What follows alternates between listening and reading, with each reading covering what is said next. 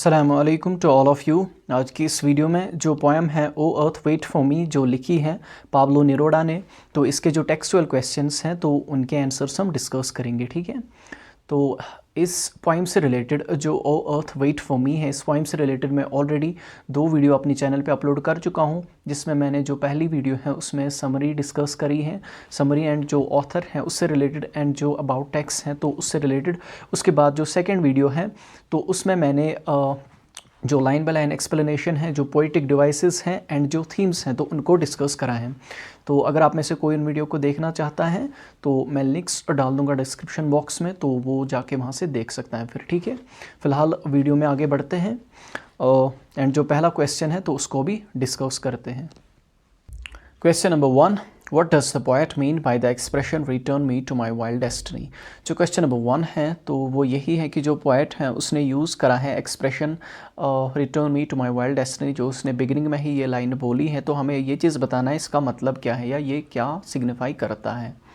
Return मी, मुझे वापस करो, टू माई वाइल्ड डेस्टिनी, वो जो मेरी जंगली मंजिल है वो मुझे आप वापस करो। यहाँ पे आप वर्ड मीनिंग की तरफ ज़्यादा ध्यान ना दें, बट जो ये एक्सप्रेशन जो है जो ये सिग्निफाई करता है तो आप वो चीज़ देख लो, तो वो मैं आगे एक्सप्लेन करूँगा। ये जो पोएम है ओ अर्थ वेट फॉर मी जो पाब्लो नेरुदा ने लिखी है, तो इसने इसमें एक्सप्रेशन यूज़ करा है return me to my wild destiny. तो ये चीज़ सिग्निफाई करता है, ये चीज़ दिखाता है जो पोएट है उसकी ये डीप डिज़ायर है, उसकी ये ख्वाहिश है कि वो रिकनेक्ट करना चाहता है कुदरत के साथ, नेचर के साथ। मतलब जो अपना रिश्ता है वो फिर से कायम करना चाहता है नेचर के साथ। रिश्ता कायम करना इन द सेंस कि मतलब वो एक्सपीरियंस करना चाहता है जो नेचुरल चीज़ें हैं तो उनको फिर से एक्सपीरियंस करना चाहता है। एंड वो ऐसा क्यों बोल रहा है, क्योंकि उसे ऐसा फील होता है कि जो मॉडर्न वर्ल्ड है उसमें रहते रहते उसका जो रिलेशन है, उसका जो बॉन्ड है नेचर के साथ तो वो ख़त्म हो गया है। तो इसलिए वो चाहता है, उसकी ये डिज़ायर है कि वो रिकनेक्ट करे अपना जो रिलेशन है नेचर के साथ, उसको स्ट्रॉन्ग करे। ठीक है, सेकेंड थिंग कि वो प्राइमल वे से ज़िंदगी गुजारना चाहता है। प्राइमल वे मतलब कि जैसे पुराने टाइम में जैसे लोग ज़िंदगी गुजारते थे, ज़िंदगी बसर करते थे, वो चाहता है कि वो वैसे ही ज़िंदगी गुजारे। एंड उसके बाद अनटेम्ड सेल्फ या अनटेम्ड वे से वो ज़िंदगी गुजारना चाहता है। अनटेम्ड मतलब अनकंट्रोल्ड। अनकंट्रोल्ड वो इसलिए कहता है या अनटेम्ड वो इसलिए कहता है क्योंकि उसे ऐसा फील होता है कि मॉडर्न वर्ल्ड में रहते रहते उसे कोई इंसान, कोई जो कम्युनिटी है, गवर्नमेंट है, जो सोसाइटी है वो उसे कंट्रोल कर रही है। सोसाइटी में अगर हम रहते हैं तो हमें कुछ जो नॉर्म्स वगैरह हैं, जो रूल्स हैं वो हमें फॉलो करने पड़ते हैं, या अगर हम कोई भी चीज़ करें सोसाइटी हमारे बारे में क्या सोचेगी, ये जो सारी चीज़ें हैं इस वजह से हमें फ़ील होता है कि हम बाउंड है सोसाइटी में।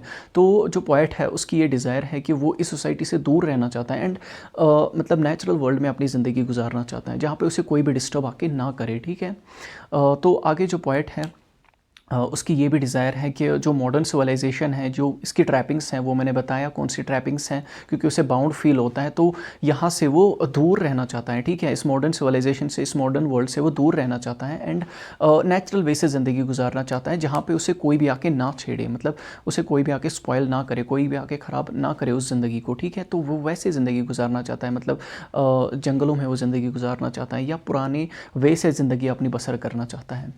उसकी ये डिज़ायर है कि वो खुद को रीडिस्कवर करे। ठीक है, मतलब जो उसका मतलब अपना जो उसका अंदाज़ है, जो अपना मतलब उसे दिल कहेगा कि मैं ऐसे ज़िंदगी गुजारूँ, मैं मुझे ये करना है अपनी लाइफ में, मुझे इस टाइम पे ये करना है, मुझे उस टाइम पे वो चीज़ करनी है, तो मैं वैसे ही करूँ।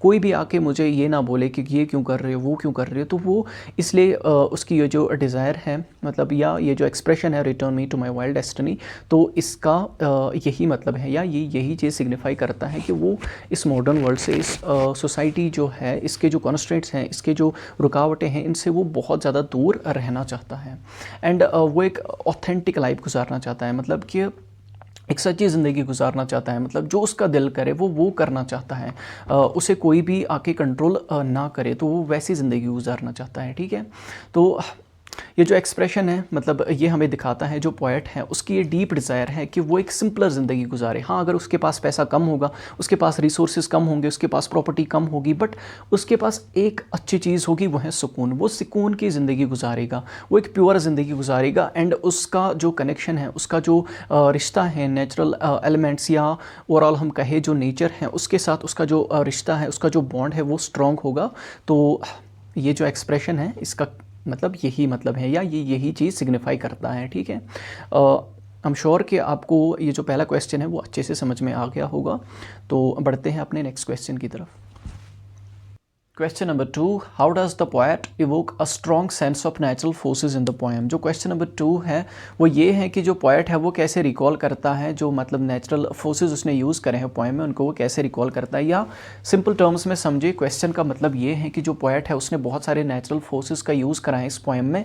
उन नेचुरल फोर्सेज की जो एनर्जी है, उनकी जो इंटेंसिटी है, उनका जो पावर है, वो कैसे वो एक रीडर के दिमाग में या कैसे वो एक रीडर को फील करवाता है ये चीज़ें कि उन नेचुरल फोर्सेज की एनर्जी वगैरह पावर मतलब कितना होगा। ठीक है, जो पाब्लो निरोडा है उसने अब कैसे ये चीज़ करी है तो वो हम डिस्कस करेंगे। उसने वाइवुड सेंसरी इमेजरी एंड मेटाफोर्स का यूज़ करके मतलब ये जो स्ट्रॉन्ग फोर्सेस की जो एनर्जी है, उनकी जो इंटेंसिटी है वो दिखाई है। वाइवुड मतलब कि एक मतलब ऐसी लैंग्वेज का यूज़ करना, केयरफुल लैंग्वेज का यूज़ करना जिससे कि रीडर के दिमाग में क्लियर पिक्चर्स बनती हैं। ठीक है, सेंसरी रिच इमेजरी मतलब ऐसी इमेजरी का यूज़ करना जिसकी वजह से हमारे जो सेंसेस हैं वो एक्टिवेट होते हैं, वो जाग जाते हैं। एंड मेटाफोर्स का बहुत अच्छे से उसने यूज़ करा है जिसकी वजह से मतलब जो नेचुरल फोर्सेस हैं उनकी एनर्जी वगैरह बताई है। ठीक है, जो पोएट है उसने मेंशन करा है मतलब जो यूनिवर्स हैं उनके एलिमेंट्स को मेंशन करा है।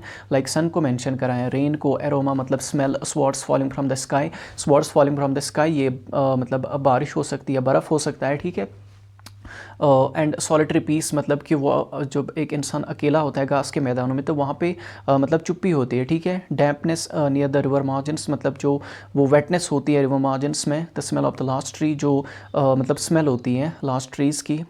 एंड विंड, इन चीज़ों को उसने मेंशन करा है।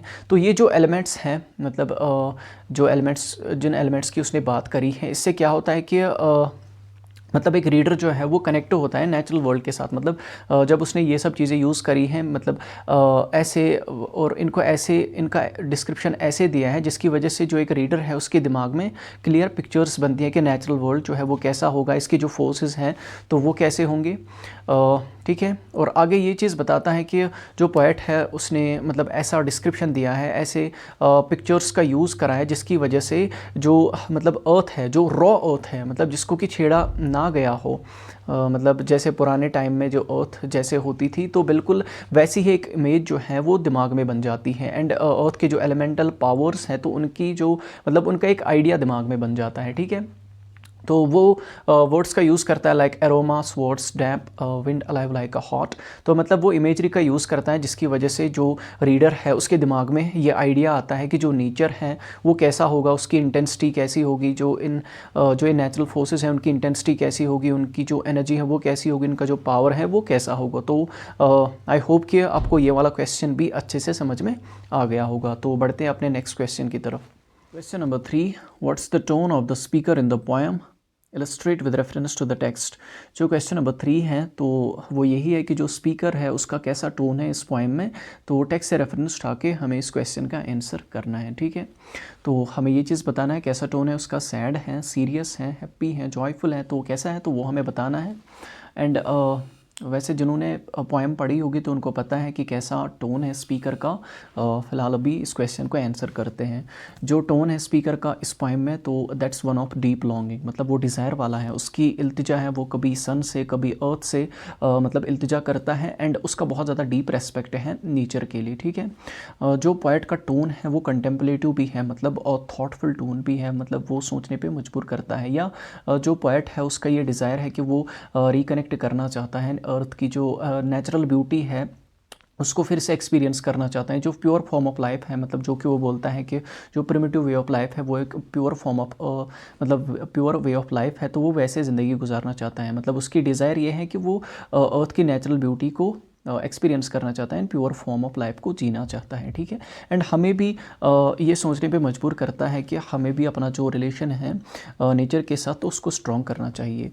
जो पोएट है वो अप्रोच करता है अर्थ को with a sense of humility, मतलब ह्यूमिलिटी मतलब रेस्पेक्ट ही होता है, मतलब डीप रेस्पेक्ट के साथ वो इसे अप्रोच करता है, अर्थ को अप्रोच करता है। एंड रेफर इसे करता है मतलब कैपिटल ई से। तो हम देख सकते हैं मतलब इसका रेस्पेक्ट जो है मतलब अर्थ के जो एलिमेंट्स है या यूनिवर्स के जो एलिमेंट्स हैं तो बहुत ज़्यादा डीप रेस्पेक्ट है इसका उनके लिए। ठीक है, उसके बाद जो अर्थ है उसको ये पर्सोनिफाई करता है। पर्सोनिफाई मतलब कि जब हम नॉन लिविंग को लिविंग क्वालिटीज़ दे देते हैं तो यहाँ पे जो अर्थ है उसको पर्सोनिफाई करता है if it were a wise and patient entity. तो मतलब कि जो अर्थ है वो उसे मानता है कि वो मतलब ज़हीन है, ठीक है, समझदार है, एंड वो पेशेंट एंटिटी है, मतलब कि वो एक ऐसी चीज़ है जो कि इंतज़ार कर सकता है, ठीक है। मतलब अर्थ को बोल रहा है जैसे कि मतलब इंतज़ार हमें पता है वो तो एक लिविंग ही मतलब या ह्यूमन जो है वो ही इंतज़ार करता है, बट यहाँ पे अर्थ को उसने बताया है कि वो यहाँ पे मतलब इंतज़ार करेगी मेरे लिए, ठीक है।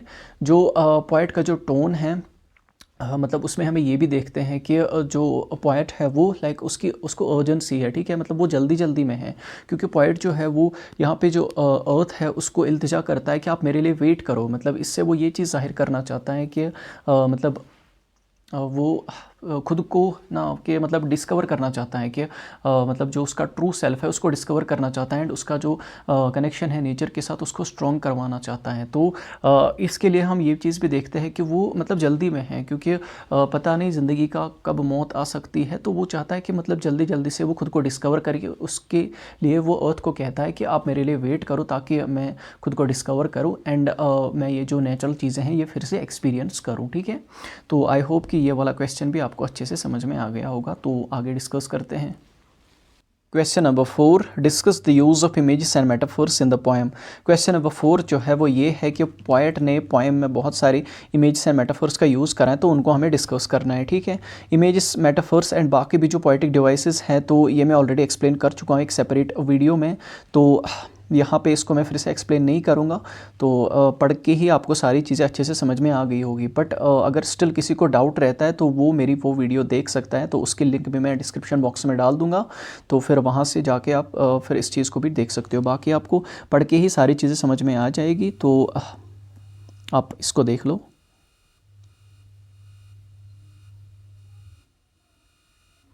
बाकी यहाँ पे वीडियो जो है वो ख़त्म होती है। वीडियो अच्छी लगी हो तो प्लीज़ वीडियो को लाइक कीजिए, कमेंट कीजिए, शेयर कीजिए अपने दोस्तों के साथ, एंड चैनल को ज़रूर सब्सक्राइब कीजिए, and don't forget to press the notification bell. Have a nice day, thank you.